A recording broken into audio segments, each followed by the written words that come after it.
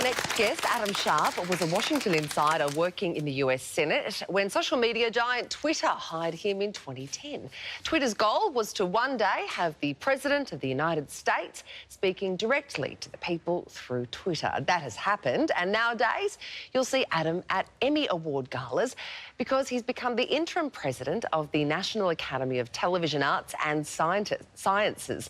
He's had a fascinating career with heaps more to come, and he joins us now from New York. Adam, welcome. Great to see you. Great to see you. Good morning. Thank you for having me. Our pleasure. Got to start with Twitter first, if you don't mind. So you're to blame for Donald Trump and his tweets. Well, I was part of a large team, I guess, that can be to blame there. But, you know, I think one of the amazing things that Twitter has done is to bring politics closer to the people and to allow people to hear directly from their elected leaders and to give feedback to them. We were talking just before going on the air how we saw some of this in Australian politics in recent years. Certainly Malcolm Turnbull was very active on social media. We saw back when Julia Gillard was in office and her spill, you could see when she gave the famous blue ties speech, Twitter reaction moving in real time and sort of giving that early indication that perhaps a spill was on its way. Do you think it's always a good thing that the president has unfettered access to people and is able to espouse his views without really even thinking, often at 3 o'clock in the morning? Well, I think if you separate the concept from the individual, and if we, obviously there are a lot of supporters for Donald Trump in the United States. There are a lot of people who oppose President Trump in the United States.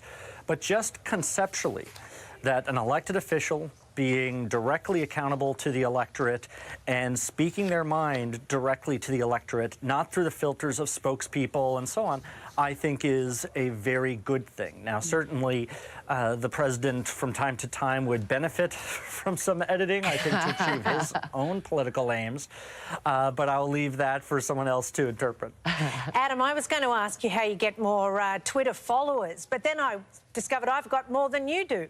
But what is the secret? Well, being on television is a good start, but I think the key really is to be yourself and to be engaging. If you are a television host, if you own a small business and you're using Twitter to build an audience, don't make it just about your work and about your business. Share your personality, share your interests, share what makes you laugh, because people want to see that there's another real human being at the other end of that line. And I think that's one reason, to our previous question, why President Trump has been so successful, because there is that feeling of authenticity that you are hearing from the individual and not some packaged PR machine. What about the negativity that is there with Twitter, the feeling that it is the trolls, that some people call it a sewer? What do you say about that? Well, the company has, in recent weeks, taken a number of steps and are continuing to take steps to improve what they call the health of conversation on the platform. You know, in the early days of Twitter, there was this concept that free speech ruled the day, that everyone should have an equal voice. And in fact, that's what gave Twitter much of its influence in public affairs, because you saw things like the Arab Spring and the Me Too movement really take flight because there was not a lot of moderation of speech.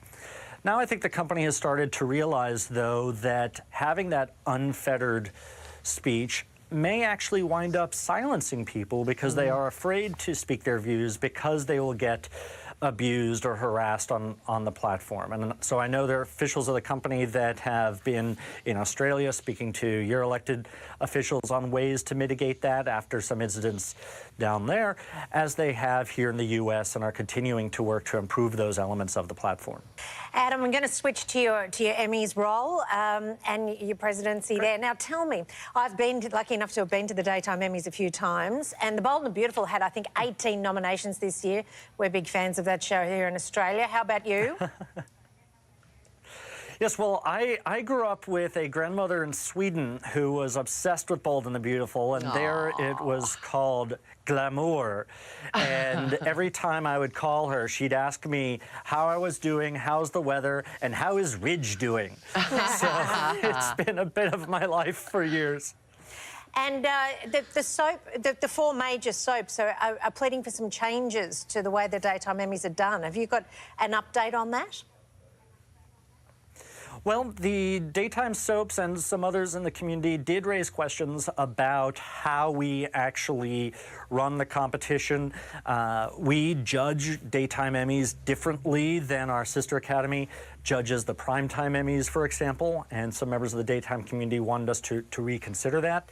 We have commissioned an independent law firm to actually look at our procedures and let us know if we are creating a competition that is as fair as it can possibly be and as welcoming to new creators in the daytime space as we can possibly be.